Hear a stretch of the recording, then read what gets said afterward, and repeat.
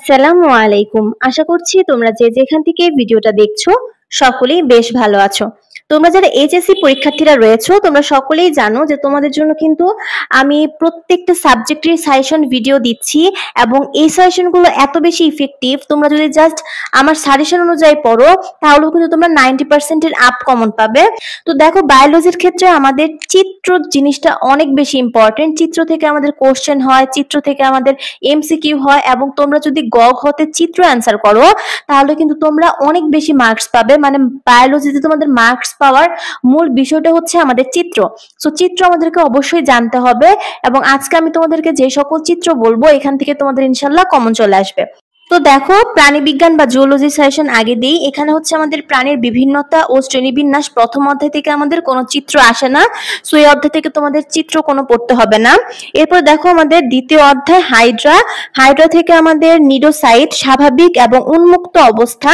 এই চিত্রটা most important. এখান থেকে কোশ্চেন আসলে কিন্তু আমাদের এই চিত্রটা অবশ্যই আসবে। সো আমাদের উন্মুক্ত এবং স্বাভাবিক দুইটা নিডোসাইট কিন্তু আমাদের আঁকাতে জানতে হবে। এরপর হাইড্রার প্রস্থচ্ছেদ, এটা হচ্ছে আমাদের খুবই লেস ইম্পর্টেন্ট, অত বেশি গুরুত্ব না, জাস্ট একবার দেখে যেও যাতে আসলে পারো। এরপর দেখো লুপিং প্লাস সমারসল্টিং চলন, এটাও আমাদের কিন্তু খুবই ইম্পর্টেন্ট। আমাদের ঘতে কিন্তু বিভিন্ন চলন এসে পড়ে এবং এই চলনের ক্ষেত্রে তোমরা অবশ্যই চিত্র ইউজ করবে, তাহলে কিন্তু তোমাদের 4-এ 4 দিয়ে দিবে। এবং দেখো অনেক ক্ষেত্রে আমাদের চিত্র দিয়েও আমাদের বলতে পারে যে এটা হাইড্রার কোন চলন। এরপর দেখো আমাদের ঘাস ফড়িং এর মুখপাঙ্গ আমরা দেখবো, যদিও এটা আমাদের লেস ইম্পর্টেন্ট। ওমাটিডিয়ামের লম্বচ্ছেদ একদম 100 স্টার টপিক, অবশ্যই আসবে এবং এটা তোমাকে অবশ্যই জানতে হবে। এরপর উজ্জ্বল এবং মৃদু আলোতে সৃষ্ট প্রতিবিম্ব, এই টপিকটাও তোমাকে দেখে যেতে হবে। রুই মাছ থেকে আমরা রুই মাছের হৃৎপিণ্ডের লম্বচ্ছেদ মোস্ট ইম্পর্টেন্ট। রুই মাছ থেকে কোশ্চেন আসলে এটা আমাদের চলে আসতে পারে, সো এটা আমরা দেখব।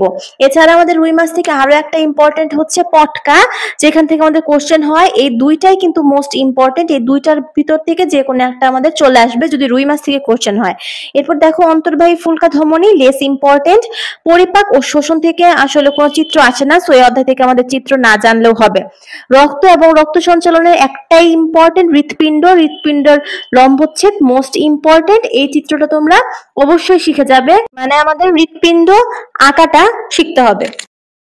এরপর হচ্ছে আমাদের শ্বসন ও শ্বাসক্রিয়া, এখান থেকে আমরা হামবার্গার শিফট এবং অ্যালভিউলাসের গঠন, এটা আমাদের খুবই ইম্পর্টেন্ট। অ্যালভিউলাসের গঠন আমাদের 100 স্টার একটা টপিক।